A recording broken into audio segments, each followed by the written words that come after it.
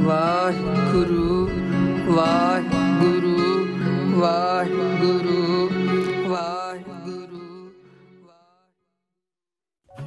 ਮਨੁੱਖ ਜਿਸ ਤਰ੍ਹਾਂ ਦਾ ਕਰਮ ਕਰਦਾ ਹੈ, ਆਪਣੇ ਮਨ ਤੋਂ ਇਸ ਸਰੀਰ ਰੂਪੀ ਖੇਤੀ ਅੰਦਰ ਬੀਜ ਬੀਜਦਾ ਹੈ, ਉਹ ਮਨੁੱਖ ਨੂੰ ਵੱਢਣਾ ਪੈਂਦਾ ਹੈ। ਜਿਸ ਤਰ੍ਹਾਂ ਦੀ ਆਸ ਰੱਖ ਕੇ ਆਪਣਾ ਜੀਵਨ ਹੰਡਾਉਂਦਾ ਹੈ ਕਿ ਮਾਇਆ ਨਾਲ ਪ੍ਰੀਤ ਬੱਝੀ ਰਹੀ ਕਿ ਇੱਧਰੋਂ ਵੀ ਮਾਇਆ ਠੱਗ ਲਵਾਂ, ਹਰੇਕ ਪਾਸੇ ਮਾਇਆ ਨੂੰ ਜੱਫੀਆਂ ਪਾਉਂਦਾ ਰਿਹਾ ਤੇ ਅਗਲਾ ਜਨਮ ਸੱਪ ਦਾ ਮਿਲ ਜਾਏਗਾ। ਜੇਕਰ ਹਰ ਸਮੇਂ ਇਸਤਰੀ ਦੇ ਮੋਹ ਵਿੱਚ ਜਿਉਂਦਾ ਰਿਹਾ ਤੇ ਅਗਲਾ ਜਨਮ ਵੇਸਵਾ ਦਾ ਮਿਲੇਗਾ, ਤੇ ਜੇ ਹਰ ਸਮੇਂ ਬੱਚਿਆਂ ਦੇ ਮੋਹ ਵਿੱਚ ਰਹਿ ਕੇ ਨਿਰੰਕਾਰ ਨੂੰ ਛੱਡ ਬੈਠਿਆ ਤਾਂ ਅਗਲਾ ਜਨਮ ਸੂਰੀ ਦਾ ਮਿਲੇਗਾ। ਤੇ ਜੇ ਹਰ ਸਮੇਂ ਮਨ ਵਿੱਚ ਚਿੰਤਵਣੀ ਰਹੀ, ਘਰ ਮਹਿਲ ਮਾੜੀਆਂ ਬਣਾਉਣ ਵਿੱਚ ਰੁੱਝਿਆ ਰਿਹਾ ਤੇ ਅਗਲਾ ਜਨਮ ਪ੍ਰੇਤ ਦਾ ਮਿਲ ਜਾਏਗਾ। ਤੇ ਜੇ ਹਰ ਸਮੇਂ ਮਨ ਵਿੱਚ ਨਿਰੰਕਾਰ ਹੀ ਨਿਰੰਕਾਰ ਬਣਿਆ ਰਿਹਾ, ਤੂੰ ਹੀ ਤੂੰ ਚੇਤੇ ਆਉਂਦਾ ਰਿਹਾ, ਹਰ ਸਮੇਂ ਵਾਹਿਗੁਰੂ ਦੀ ਯਾਦ ਚਿੰਤਨ ਰੂਪ ਵਿੱਚ ਚੱਲਦੀ ਰਹੀ ਤੇ ਅਗਲਾ ਜਨਮ ਪਰਮਾਤਮਾ ਦੇ ਚਰਨਾਂ ਵਿੱਚ ਮਿਲ ਜਾਏਗਾ। ਅੰਤ ਕਾਲ ਜੋ ਲక్ష్ਮੀ ਸਿਮਰੈ, ਐਸੀ ਚਿੰਤਾ ਮਹਿ ਜੇ ਮਰੈ, ਸਰਪ ਜੌਨ ਵੱਲ ਵੱਲੇ ਉਤਰੈ, ਹਰੀ ਬਾਈ ਗੋਬਿੰਦ ਨਾਮ ਮਤ ਵਿਸਰੈ। ਅੰਤ ਕਾਲ ਜੋ ਇਸਤਰੀ ਸਿਮਰੈ, ਐਸੀ ਚਿੰਤਾ ਮਹਿ ਜੇ ਮਰੈ, ਬੇਸਵਾ ਜੌਨ ਵੱਲ ਵੱਲੇ ਉਤਰੈ। ਅੰਤ ਕਾਲ ਜੋ ਲੜਕੇ ਸਿਮਰੈ, ਐਸੀ ਚਿੰਤਾ ਮਹਿ ਜੇ ਮਰੈ, ਸੂਕਰ ਜੌਨ ਵੱਲ ਵੱਲੇ ਉਤਰੈ। ਅੰਤ ਕਾਲ ਜੋ ਮੰਦਰ ਸਿਮਰੈ, ਐਸੀ ਚਿੰਤਾ ਮਹਿ ਜੇ ਮਰੈ, ਪ੍ਰੇਤ ਜੌਨ ਵੱਲ ਵੱਲੇ ਉਤਰੈ। ਅੰਤ ਕਾਲ ਨਾਰਾਇਣ ਸਿਮਰੈ, ਐਸੀ ਚਿੰਤਾ ਮਹਿ ਜੇ ਮਰੈ, ਬਦਤ ਤਿਲੋਚਨ ਤੇ ਨਰ ਮੁਕਤਾ, ਪਿਤੰਬਰ ਬਾਕੇ ਹਿਰਦੇ ਬਸੈ। ਮਨੁੱਖ ਜਿਸ ਤਰ੍ਹਾਂ ਦੀ ਚਿਤਵਨੀ ਸੋਚਦਾ ਹੈ, ਅਗਲਾ ਸਰੀਰ ਇਸ ਆਤਮਾ ਨੂੰ ਉਹ ਧਾਰਨ ਕਰਨਾ ਪੈਂਦਾ ਹੈ। ਹਰ ਸਮੇਂ ਪ੍ਰੀਤ ਮਹਿਲ ਮਾੜੀਆਂ ਦੇ ਨਾਲ ਹੈ, ਘਰ ਬਣਾਈ ਜਾਵਾਂ, ਘਰ ਨੂੰ ਸਵਾਰੀ ਜਾਵਾਂ, ਇੱਕ ਪਸੰਦ ਨਹੀਂ ਆਉਂਦਾ ਨਵਾਂ ਤਿਆਰ ਕਰ ਲਵਾਂ। ਸਤਿਗੁਰੂ ਜੀ ਆਖਦੇ ਨੇ, ਕੱਲੀ ਅੰਦਰ ਨਾਨਕਾ, ਜਿਨ੍ਹਾਂ ਦਾ ਅਵਤਾਰ ਪੁੱਤ ਜਨੋਰਾ, ਧੀ ਜਨੌਰੀ, ਜੋਰੂ ਜਿਨ੍ਹਾਂ ਦਾ ਸਿੱਕਦਾਰ। ਕੁਟੰਬ ਜਤਨ ਕਰਨੰ, ਆਇਆ ਅਨੇਕ ਉਦਮ ਹੈ, ਹਰ ਭਗਤ ਭਾਵਹੀਨੰ, ਨਾਨਕ ਪ੍ਰਭ ਬਿਸਰਤ ਤੇ ਪ੍ਰਿਤ ਤੇ ਹੈ। ਮਨੁੱਖ ਹਰ ਸਮੇਂ ਘਰ ਦੇ ਮੋਹ ਨਾਲ ਜੁੜਿਆ ਰਹਿੰਦਾ ਹੈ, ਫਿਰ ਇਹਦੀ ਆਤਮਾ ਪ੍ਰੇਤ ਬਣ ਜਾਂਦੀ ਹੈ। ਕਈ ਜਿਉਂਦਿਆਂ ਵੀ ਬੰਦੇ ਪ੍ਰੇਤਾਂ ਦੇ ਬਰਾਬਰ ਨੇ, ਉਹਨਾਂ ਦੇ ਮਨੁੱਖਾ ਸਰੀਰ ਨੂੰ ਵੇਖ ਕੇ ਡਰ ਲੱਗਦਾ ਹੈ। ਪ੍ਰੇਤ ਪਿੰਜਰ ਮੈਂ ਦੁਖ ਕਨੇਰੇ, ਨਰਕ ਪਚੇ ਅਗਿਆਨ ਅੰਧੇਰੇ, ਧਰਮ ਰਾਏ ਕੀ ਬਾਕੀ ਲੀਜੇ, ਜਿਨ ਹਰ ਕਾ ਨਾਮ ਵਿਸਾਰਾ ਹੈ। ਫਿਰ ਉਸ ਘਰ ਨਾਲ ਮੋਹ ਰੱਖਣਾ, ਆਤਮਾ ਦਾ ਵਾਸਾ ਉਸੇ ਹੀ ਘਰ ਦੇ ਵਿੱਚ ਬਣ ਜਾਂਦਾ ਹੈ। ਫਰੀਦਾ ਤਿੰਨਾ ਮੁਖ ਡਰਾਵਣੇ, ਜਿਨ੍ਹਾਂ ਵਿਸਾਰੀਅਨ ਨਾਉ, ਇੱਥੇ ਦੁੱਖ ਕਨੇਰਿਆ, ਅੱਗੇ ਠੌਰ ਨਾ ਠਾਉ। ਧੰਨ ਧੰਨ ਸਤਿਗੁਰੂ ਗੁਰੂ ਤੇਗ ਬਹਾਦਰ ਸਾਹਿਬ ਜੀ ਮਹਾਰਾਜ। ਜਿਸ ਸਮੇਂ ਹਿੰਦੂ ਧਰਮ ਨੂੰ, ਸਨਾਤਨ ਸੰਸਕ੍ਰਿਤੀ ਨੂੰ ਬਚਾਉਣ ਵਾਸਤੇ ਮਹਾਰਾਜ ਜੀ ਦਿੱਲੀ ਜਾਂਦੇ ਨੇ ਕਿ ਸ਼ਹੀਦੀ ਦੇਣੀ ਹੈ, ਔਰੰਗਜ਼ੇਬ ਨੂੰ ਪਤਾ ਲੱਗਾ ਕਿ ਸਤਿਗੁਰੂ ਜੀ ਆਗਰੇ ਨੇ, ਸਤਿਗੁਰੂ ਨੂੰ ਗ੍ਰਿਫਤਾਰ ਕਰ ਲਿਆ ਗਿਆ। ਫਤਵਾ ਜਾਰੀ ਹੋਇਆ ਕਿ ਜਿਹੜਾ ਸਹਾਇਤਾ ਕਰੇਗਾ ਉਹਦਾ ਘਰ ਪਰਿਵਾਰ ਮੌਤ ਦੇ ਘਾਟ ਉਤਾਰ ਦਿੱਤਾ ਜਾਏਗਾ। ਧੰਨ ਧੰਨ ਸਤਿਗੁਰੂ ਗੁਰੂ ਤੇਗ ਬਹਾਦਰ ਸਾਹਿਬ ਮਹਾਰਾਜ ਜੀ ਨੂੰ ਸਜ਼ਾ ਦਿੱਤੀਆਂ ਜਾਣ, ਇਹਨਾਂ ਨੂੰ ਦੁੱਖ ਦਿੱਤੇ ਜਾਣ, ਇੰਨੇ ਦੁੱਖ ਦਿਓ ਕਿ ਇਹ ਦੀਨੇ ਅਲਾਹੀ ਧਰਮ ਵਿੱਚ ਆ ਜਾਣ ਤੇ ਮੁਸਲਮਾਨ ਬਣ ਜਾਣ। ਤੇ ਜਿਸ ਦਿਨ ਮੁਸਲਮਾਨ ਬਣ ਗਏ, ਸਾਰਾ ਹਿੰਦੁਸਤਾਨ ਆਪਣੇ ਆਪ ਹੀ ਮੁਸਲਮਾਨ ਬਣ ਜਾਏਗਾ। ਪਰ ਧੰਨ ਸਤਿਗੁਰੂ ਗੁਰੂ ਤੇਗ ਬਹਾਦਰ ਸਾਹਿਬ ਜੀ ਮਹਾਰਾਜ, ਜਿਨ੍ਹਾਂ ਨੇ ਸਨਾਤਨ ਧਰਮ ਦੀ ਪੱਤ ਨੂੰ ਬਚਾਉਣ ਲਈ, ਸੰਸਕ੍ਰਿਤ ਨੂੰ ਬਚਾਉਣ ਲਈ, ਮੰਦਰਾਂ ਦੀਆਂ ਟੱਲੀਆਂ ਨੂੰ ਬਚਾਉਣ ਲਈ ਵੇਦਾਂ ਦੇ ਪਾਠ ਹੁੰਦੇ ਰਹਿਣ, ਸਿਮਰਤੀਆਂ ਚੱਲਦੀਆਂ ਰਹਿਣ, ਪੁਰਾਣ ਲੋਕ ਪੜ੍ਹਦੇ ਰਹਿਣ, ਬਚਾਉਣ ਵਾਸਤੇ, ਆਪਣੀ ਕੁਰਬਾਨੀ ਦੇਣ ਵਾਸਤੇ ਸਤਿਗੁਰੂ ਦਿੱਲੀ ਨੂੰ ਚਲੇ ਗਏ।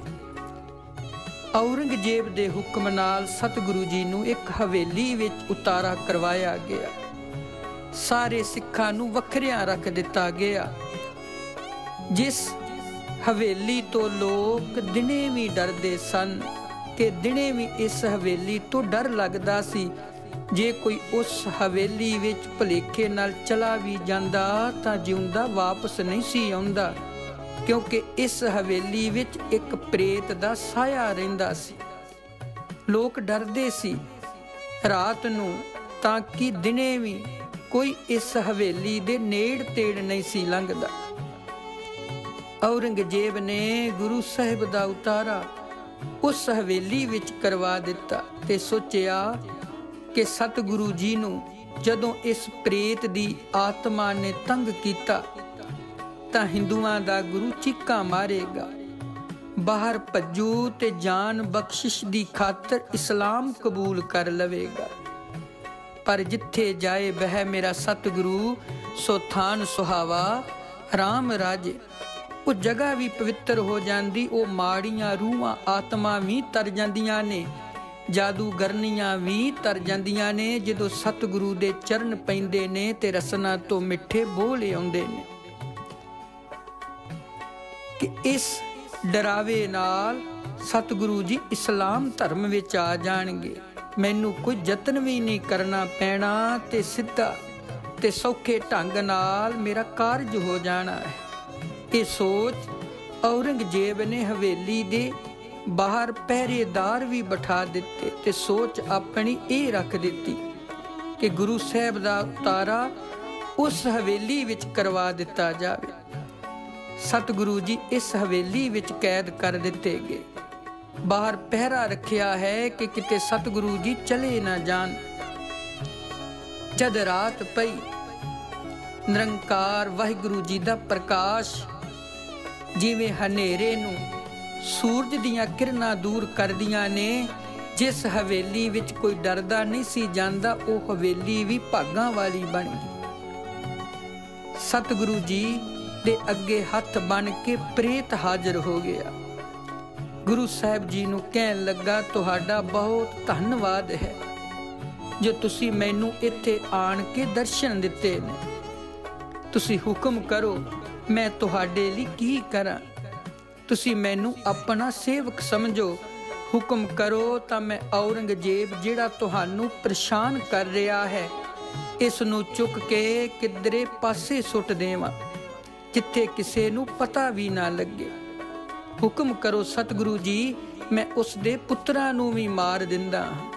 ਤੇ ਜੇ ਆਪ ਜੀ ਦਾ ਹੁਕਮ ਹੋਵੇ ਤੇ ਮੈਂ ਦਿੱਲੀ ਦੇ ਲਾਲ ਕਿਲੇ ਨੂੰ, ਸਾਰੀ ਦਿੱਲੀ ਨੂੰ ਘੜੀਆਂ ਪਲਾਂ 'ਚ ਤਬਾਹ ਕਰ ਦਿੰਦਾ ਹਾਂ। ਧੰਨ ਸਤਿਗੁਰੂ ਗੁਰੂ ਤੇਗ ਬਹਾਦਰ ਸਾਹਿਬ ਜੀ ਮਹਾਰਾਜ, ਸ਼ਾਂਤੀ ਦੇ ਪੁੰਜ, ਦਇਆ ਦੇ ਸਾਗਰ, ਵਰਾਗ ਦੀ ਮੂਰਤ ਆਖਣ ਲੱਗੇ, ਨਹੀਂ ਭਾਈ, ਸਾਡੀ ਕਿਸੇ ਨਾਲ ਦੁਸ਼ਮਣੀ ਨਹੀਂ ਹੈ।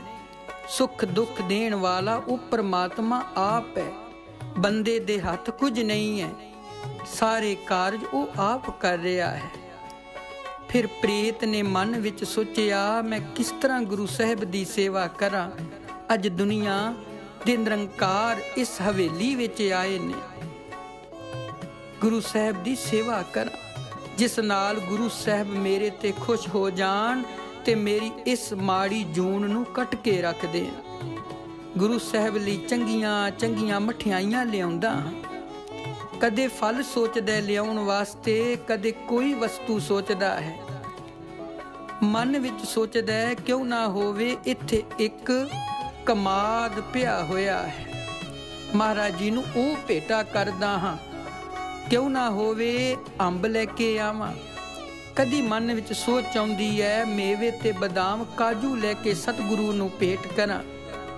बिनती कीती महाराज जी जो आप जी चाहो मैं आप जी नूं परवान लिआउंदा, आप जी परवान करना। गुरु साहब जी ने आखिया कि भाई नहीं, सानू कुछ नहीं चाहिदा है। इस हवेली विच गन्ने पए होए ने, असी ओही गंढेरियां चूपांगे।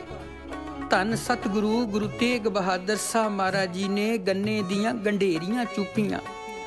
ये देख के ये जिन प्रेत बहुत खुश हो रहा सी कि गुरु साहब ने मेरी भेटा प्रवान कर ली है, हुण जरूर मेरे पाप नाश होणगे। आखन लगा महाराज जी आप जानी जान हो, घट घट मालिक दिलां का सच्चा परवदगार। सतगुरु जी ये हवेली मैं फरेब दे नाल अपने नाम करवाई सी, धोखे दे नाल ये हवेली किसे ने बनाई। मैनू चंगी लगी ते मेरे पहुँच दे मुताबिक मैं झूठ मार के फरेब मार के हवेली अपने नाम करा ली। उदों मैं सोचिया नहीं कि मैनू पाप लगेगा। जद मैं मरिया तां की देखदा हाँ कि ये हवेली दे विच मेरी आत्मा है। शरीर मेरा घर वालियां ने साड़ दिता है। मेरी आत्मा तो इन्ना डर लगा कि मेरा सारा परिवार मैनू छड्ड के इस हवेली तो दूर चलिया गया। अंत काल जो मंदिर सिमरै, ऐसी चिंता मह जे मरै, प्रेत जौन वल वल उतरै। भाव अंत समय सतगुरु जी मेरी सुरत इस मकान इस हवेली विच लगी रही। मैनू अगला जन्म ही प्रेत दा मिल गया। हुण मैं बहुत दुखी हाँ। प्रेत दी एक दिन दी भुख सवा मन दी है सतगुरु जी, ते मूँह सूई दे नक्के जिन्ना है, जिस विचों सिर्फ एक एक बूंद ही रक्त लंघदी है। प्रेत ने बिनती की गुरु साहब जी मेरा उद्धार करो, मैनू इस भैड़ी जून तो छुटकारा दवाओ। गुरु साहब जी ने उसनू गन्ने दियां छिलड़ां दित्तियां। इस प्रेत ने प्रसाद जान के वो सतगुरु जी दियां छिलड़ां चूपियां। ज्यों ज्यों छिलड़ां चूपियां इहदे अंदर प्रकाश हो गया। सतगुरु जी आखन लगे जा भाई तेरी प्रेत जून दा छुटकारा है, तू हुण मुक्त हो गया है। हुण तेनू प्रेत जून दी ए माड़ी जून नहीं भोगनी पएगी, क्योंकि जिन्ना सतगुरु का आख्या सुखावै नाही, तिन्ना मोह भलेरे फिरहे दज गाले। जिन अंदर प्रीत नहीं हर केरी, से किचरक वीरियन मन मुख बैताले। माया मोह प्रेत है, काम क्रोध अहंकार, यह जम की सरकार है। इना ऊपर का दंड करारा। कबीर जा कर साधना सेवी है, हर की सेवा नाहे, ते घर मरहट सार के भूत बसे तिन माहे। धन सतगुरु गुरु तेग बहादुर साहब महाराज जी दे बचना सदका इस प्रेत आत्मा दा छुटकारा हो गया। इन्हें नमस्कार कीती सतगुरु जी चिंतन करा ते निरंकार दा करा। जे चिंतन मैं होर किसे संसार दी वस्तु दा कीता तां मेरा हाल बहुत बुरा हुंदा है। आत्मा नूं समझ आ गई सतगुरु जी जो चिंतन करके असीं संसार विच विचरदे आ, अगला जन्म सानू फिर ओही हंडाउणा पैंदा है। इस करके सतगुरु कहंदे ने अनकाए रातड़िया वाट दुहेली राम, पाप कमावंदिया तेरा कोई ना बेली राम। धन सतगुरु गुरु तेग बहादुर साहब जी महाराज जिन्हां दे इस हवेली विच चरण पए, बैठी हुई चिरां दी प्रेत आत्मा दी भी मुक्ति होगी। सतगुरु की नहीं कर सकता है। सतगुरु मेरा मार जीवल है, सतगुरु मेरा सर्व प्रतिपल है। सतगुरु ते शंका नहीं करना, सतगुरु समर्थ हुंदा है। साडी आत्मा नूं समझण वाला केवल सतगुरु ही है। ते निरंकार आप रूप लैके धरती ते आया सी। फिर उन्हां माड़ियां रूहां आत्मा नूं सतगुरु जी ने चंगियां बना के परमात्मा दे चरनां विच पहुंचा दिता सी। सो एक वारी सारियां संगतां इस तरह दी बिरती बनाउणी है कि प्रेत वाली जून ना मिले, ते जे जून मिले ਤੇ ਫਿਰ ਨਿਰੰਕਾਰ ਦੇ ਚਰਨਾਂ ਦੀ ਪ੍ਰੀਤ ਵਾਲੀ ਮਿਲੇ। ਸਾਰੀਆਂ ਸੰਗਤਾਂ ਰਸਨਾ ਤੋਂ ਇੱਕ ਵਾਰ ਕਹੋ ਜੀ, ਤੇਗ ਬਹਾਦਰ ਸਿਮਰਿਐ ਕਰ ਨਉ ਨਿਧ ਆਵੈ ਧਾਏ, ਸਭ ਥਾਈ ਹੋਏ ਸਹਾਏ, ਸਭ ਥਾਈ ਹੋਏ ਸਹਾਏ।